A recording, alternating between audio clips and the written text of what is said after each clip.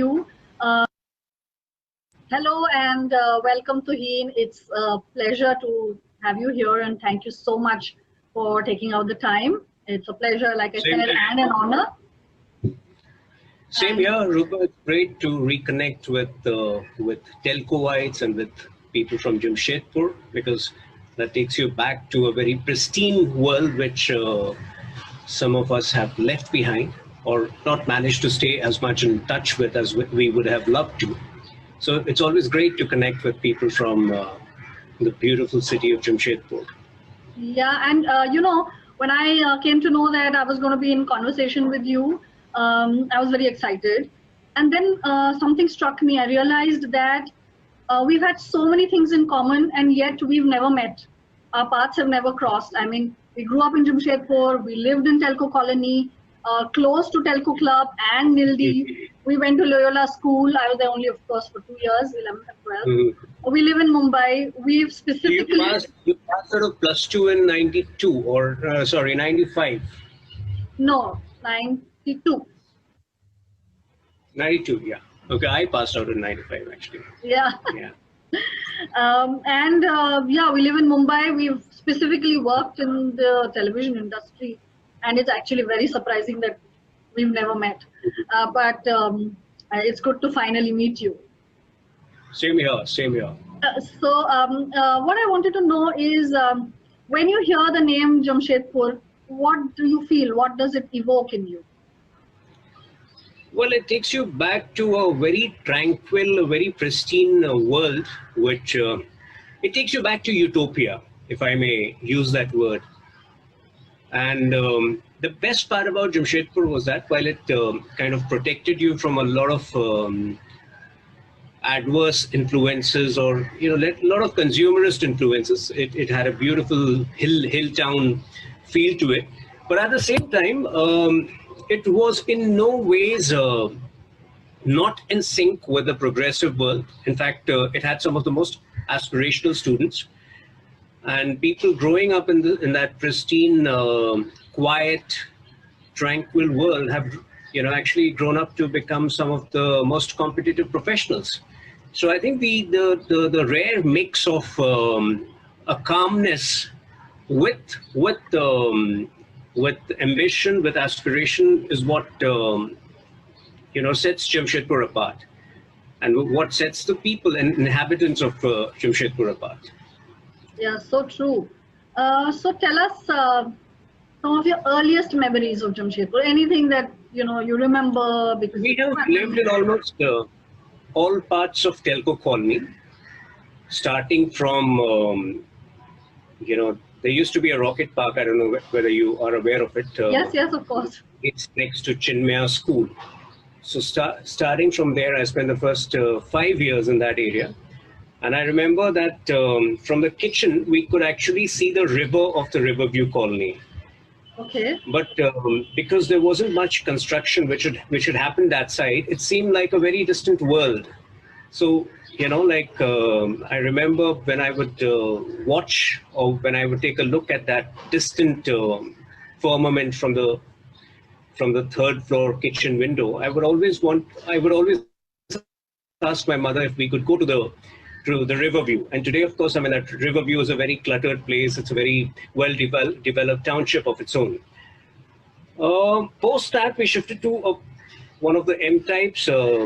It was actually the other side of Karangajar. I mean, M5, if you remember. So yeah. I think I do. Post that, Birsa Nagar, and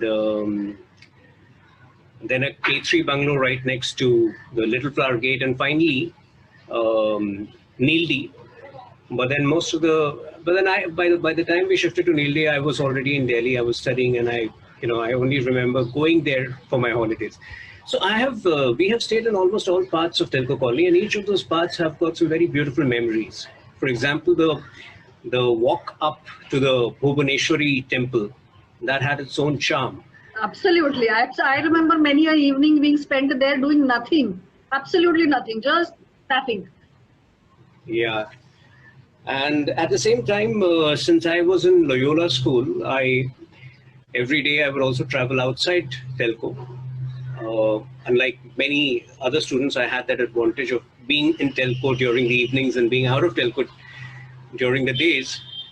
And but the place was so well interconnected that I remember I had missed my bus at one point of time. You're from LFS or convent? LFS. Okay. So I had missed one of my bus at one point of time, and fortunately we had that system when we could get on to the other bus and then hitch a ride back home. But by the time I reached home, I saw my mom crying because, but then that was the beauty of that place. Everything was so well interconnected. People would be there to take care of you. You could just hop into another bus and tell the bus conductor or driver to drop you at a certain place. So I think that small town charm of Jamshedpur was in fact best demonstrated in Telco Colony. Yeah. Because Telco was a family of its own. So it was a town, it was a mini town within a mini town. But at the same time, when I think of it, it's not mini at all. I don't know the population of... and it's such a wonder that now you're saying that you missed your bus and your mother was worried. We survived for so many years without telephones. Mobile is, of course, unthinkable, but we didn't even have landlines back then. And now we cannot do without our phones even for a few minutes, I think. We are in touch with whoever we want to be at every moment. Mm-hmm. And it's such a wonder that we used to do all kinds of things, and so often our parents had no inkling where we were, when we were going to get back, who we were with. It was like so amazing. So then the Durga Puja pandals, whether it was an N-type Durga Puja or the one just below Ram Mandir or the Sabuj Kalyan Singh. So all of that, those form some very beautiful memories when I look back at Jamshedpur. Yeah. So talking of childhood, what was it that you dreamt of becoming when you were a little boy? So I was one of those kids who did not conform to the conventional aspiration which parents in Telco Colony had of bringing up their children to become engineers, doctors. So I always had some very wayward dreams. I would at times want to become an actor, at times want to become a cricketer. And in a way, I'm fortunate that when my parents understood that, especially my mom understood that, and they never put that pressure on me to really perform well in studies. So I don't remember having ever come, in the top 10 in the class. And in Loyola, we never had that system of ranking. So I think that ranking system started only after standard 7. But even then, I don't remember having come in the top 10 at any point of time. And I always had these wayward dreams, sometimes of wanting to become a cricketer, sometimes of wanting to become an actor. I guess the fact that somewhere even at that age, the realization that I was not,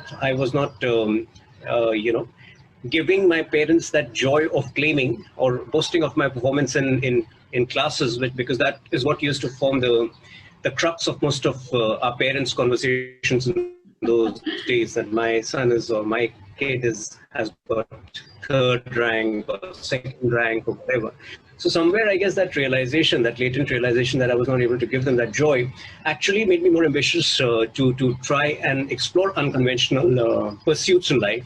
And fortunately, that streak stayed on till much later. Yeah, and I'm sure you've made them more than proud with everything that you achieved now. So, so tell me, what kind of a student were you, or what kind of a child were you?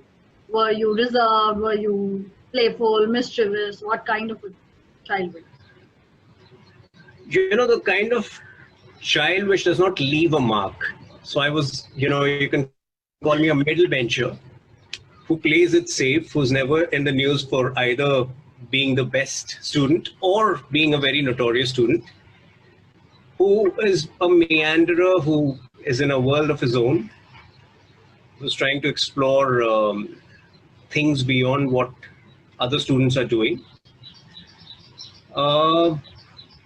Yeah, that's that. So it's in fact very reassuring, I'm sure, for everybody who's watching, that you don't need to be a super achiever right from the beginning. Even if you are average or you're not so good at studies, it's okay, because you never know how to learn. But in fact, life has different plans for different people at different stages of life. So some of the people who have been very, like the best students at that point of time, have just deterred or have just floundered, maybe post 30 in their professional careers.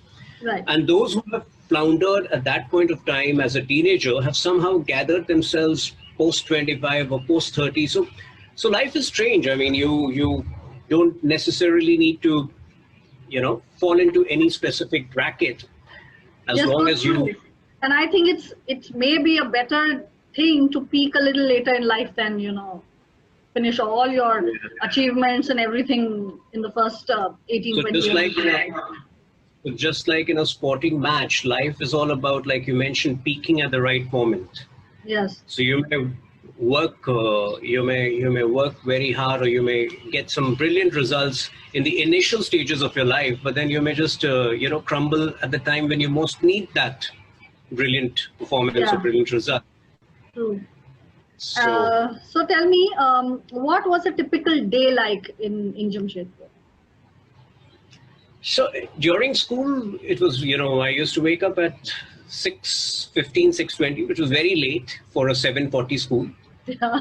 And I would be pushed out of bed by my dad, and 7:40 till about 2:15 was in school. Post that, obviously, the usual hanging out at home, doing some homework, going out for some outdoor game during the evening, and then back to television and dinner. And could at least in Telco Colony, just drop into somebody's house, the families meeting each other without any occasion. Yes, unannounced as well. Unannounced. It was perfectly okay to just go ring the doorbell and they'd be happy to see you. Yeah, amazing. And the entire family standing there. Yeah, amazing, really. There were a set of 4 or 5 or 6 family friends to whom, to whose houses we could just drop in, and vice versa. And obviously it would be by turns that we have been there today, maybe a month later or a few weeks later, they would be dropping in. Yeah. So that kind of took care of many of the evenings. Yes. And yes, I mean, Telco Club has got some brilliant memories. Absolutely. A movie every weekend. And the finger chips. Chips. The gold spot thumbs up, which... Yes, absolutely. So and the quality vanilla ice cream in a cup.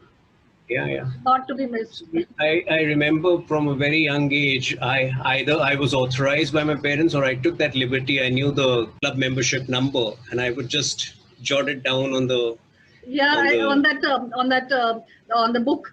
And I don't remember my parents at least being very particular about no cold drinks, etc. Like we are with our children, soft drinks only on the weekend and no chocolates through the week. We were signing away and eating whatever we wanted. I mean, it was so different back then. So when was the last time you visited Jamshedpur? So off and on, every 2 or 3 years, I end up being there. In fact, now my parents are also not there. So I kind of plan a trip of my own. I club it with some event which happens in one of the schools. So I think last time I was there in April 2018. There was a talk session at Loyola. And then prior to that, again, there was a talk session in 2016. So I try to club it with a professional engagement and try to be there every 2 years or so. Okay, that's great. So, as you go about your high-powered life and all that, do you feel that you still have a small-town boy hidden inside you? Or you've moved out of that zone now? I think, the the most defining part about being a a small town boy is being unpretentious. So I guess I continue to remain unpretentious. I continue to be grounded in terms of, the necessary expenses which I incur, and not splurging on things which I continue to remain true to relationships, true to bonding. So I guess, I mean, that's what really defines, or sets apart a small town boy, or all a the small. values that were imbibed in us, that is true. I mean, I feel the same, and I look around me and I see so many of my friends from back home, and we all share that. Absolutely. So unlike a few other people, I'm very proud of the word Bihari, the word Jampot, and Jamshedpur. So now that you're in Mumbai for so many years, and before that in Delhi, has your Hindi? Do you still are you still comfortable speaking the way we used to? You know, with "हम जा रहे हैं, हम आ रहे हैं, एक ठो दे दो, थोंगा," you know, things like that, which now I don't get to hear at all. But does that? With my family members, of course, that's how I speak. Okay. That's a very sweet. That has a very sweet tenor to it. Absolutely. I remember when I landed up in Jamshedpur a few years ago at the Tata Nagar station, and I was with my wife. We were recently married, and then there was some chaos at the platform, and the policeman had to intervene. Now I still remember the words and the tenor of that policeman, and he chided the person who was misbehaving, or he chided the person who was just rushing somewhere. Gentleman है ना, gentleman होके ऐसे behave करेंगे. So and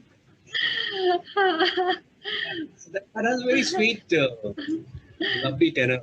Yeah, I know. And in fact, when I went I studied in Pune. I did my college education in Pune. When I went, then I would say हम जा रहे हैं, हम आ रहे हैं. Everybody would say, but why are you speaking in the royal plural? I mean, you're just an ordinary person. But it took many, many years for me to get that out of my system, and So you speak Hindi very fluently. I've watched some of your interviews. So were you always good at Hindi, or is it something that you worked on along the way? I believe that since I know only two languages well, English and Hindi, I should, it would be unacceptable for me, myself, to not be proficient in both of them. So I right from a young age, I made an effort to make sure that, like I said, since I know these only two languages, I am the best in them. Yeah, I guess. That's great. So how do you think growing up in Jamshedpur has impacted you? Like I said, the best part is the wonderful mix. It has kept me grounded. It has kept me calm, composed. But at the same time, it has given me the wings to aspire, the wherewithal, the educational wherewithal, the mindset to aspire, and try to be the very best. I think it's And if you could do something for Jamshedpur or change something about it, what would that be? A lot of things. I think, the kind of today, Adityapur has, and some other parts have actually emerged as a satellite town. So, metro connectivity between, let's say, a telco colony and the other end of Jamshedpur would improve connectivity across Jamshedpur. Again, there is a big disparity between the health facilities which exist within the city and the ones which exist right outside it.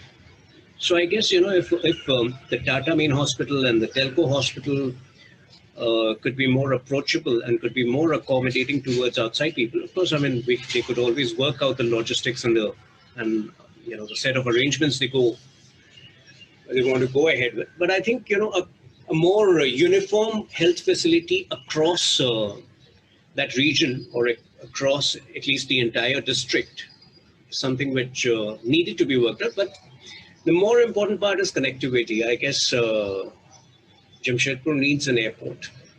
Yes. Or at least...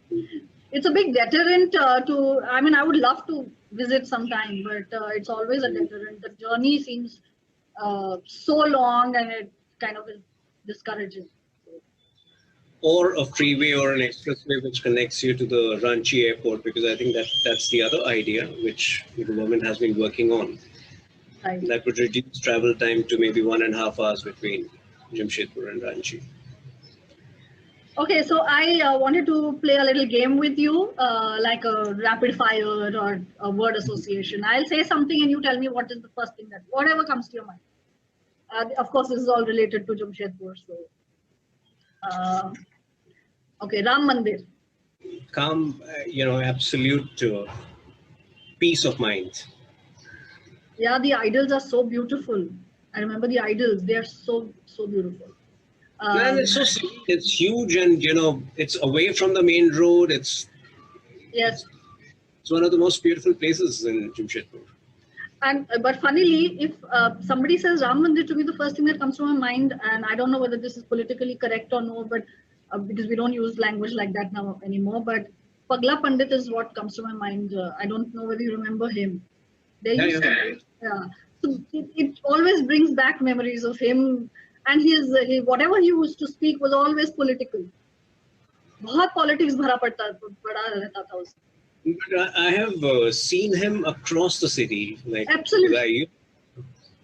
And he would hold court, like he would start, and if he collected an audience, he would, really be flamboyant then. Yeah.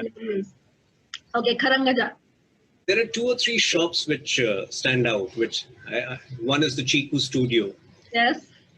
So whenever, we had to click a family photograph, in those days, again, one didn't have the luxury of a cell phone, of a high-end cell phone, which could churn out. Camera. Yeah. Then the sweet shops, some of the sweet shops, North Bengal, that sweet shop. And I remember I used to go and fetch, in those days, you used to have that video libraries. Yes. So I remember I could go and fetch the latest movie releases from some of those video libraries. Yeah, and we had those VCRs back then. Yeah. Okay, your first crush? I guess a teacher in school. Okay. Dining out in Jamshedpur? The most convenient dining out used to be the Telco Club. But yes, I mean, on special occasions like my parents' wedding anniversary or my birthday, we would venture out to Bistupur or Sakchi, Natraj. Pani Tanki. There used to be a few which had opened up. Pani Tanki, a great lover's hideout, which unfortunately I've never been lucky. What about Payal Cinema? Dil To Pagal Hai. That's a movie which I had seen there. So we used to, from school, when we were in standard 11 and 12, we used to make plans and end up being there. Hum Aapke Hain Kaun is something which I think, I guess, I have very vivid memories of watching Hum Aapke Hain Kaun over there. But from a location point of view, it was the slightly down market Basant Talkies which used to be more convenient. So every time one decided that post school one had to watch a movie, we would rather go for the Basant Talkies. And there were no seat numbers, if my memory doesn't fail me. So the moment the doors would open, you just rush in and sit wherever you get a place. Yeah. And lastly, Sacred Heart School. Well, I think Loyolians, the heart to a Loyolian passed through the Sacred Heart. That's how you put it. Yeah, so true. Okay. So moving on to the next chapter of your life, writing. So how did you always dream of? No, you said you didn't actually. So how did you get into writing? Was it something that at some point you began to realize, or it was accidental? How did that happen? It was very serendipitous, I would say, because those who have a lot of time in life are not doing much can end up becoming a writer. But on a serious note, it requires a huge amount of discipline, a huge amount of dedication. So I honestly came to Bombay to pursue dreams of being an actor, and it's like I took out 6 months of my life when I was 23. I had got my first job. I thought this is the time when it's a now or never time when one could give those or set those 6 months aside to pursue something which I have believed in or which I would like to pursue, so that I don't have regrets later in life. But when you land up in Bombay, 6 months is too short a time. The moment you land up in Bombay, you more often than not decide that this is where you want to be. And gradually, it was a process of self-discovery.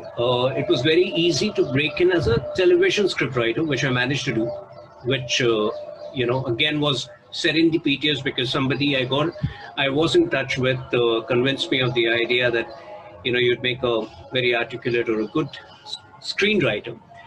And 2 years down the line after that, I realized that screenwriting, at least for television, was hugely restrictive, in the sense you were basically doing a servicing job. You were executing stuff that the broadcaster, the production house wanted you to assemble or put together. And that is when the Indian publishing scenario was opening up with new age Indian fiction books. And in 2006, I was lucky to break in as one of the first of those Indian writers to make a mark in the scenario. So my first book came out in 2006, which was a book called That Thing Called Love, which was a tale of complex relationships set in Mumbai. And the entire story unfolded during one Mumbai monsoon, where the rains formed a very important backdrop. Post the success of that book went on to become a huge success. I realized that writing books is what, is the way ahead, or I think that's the journey for the next many years. But the challenge was to not stick to one genre, to raise the bar and to try to attempt as many different genres as possible. And so I consciously I consciously decided that my first 5 books are going to be very different from one another. So the second was a cricket thriller, the third was a political thriller, the fourth was a socio-political thriller. So that's what the journey has been. So among all the novels that you've written, which did you find the most challenging? The Edge of Desire, because that was entirely in the voice of a woman who had been raped. Right. So to live a contemporary, educated woman's character for whom life virtually comes to an end because of that incident, and how she gathers her life again and fights back and goes on to become, a leader of the country. I think that was very challenging. So from writing, you made a very, very unusual shift. Not a shift, but an unusual, I would say you carved a very unusual path for yourself, and you entered politics. How did that happen? So there is a politician in every Bihari, as you say. So politics, apart from the groundwork which all of the Karyakartas do, it has a role for intellectuals, it has a role for legal experts, and I guess the role which intellectuals have is to further the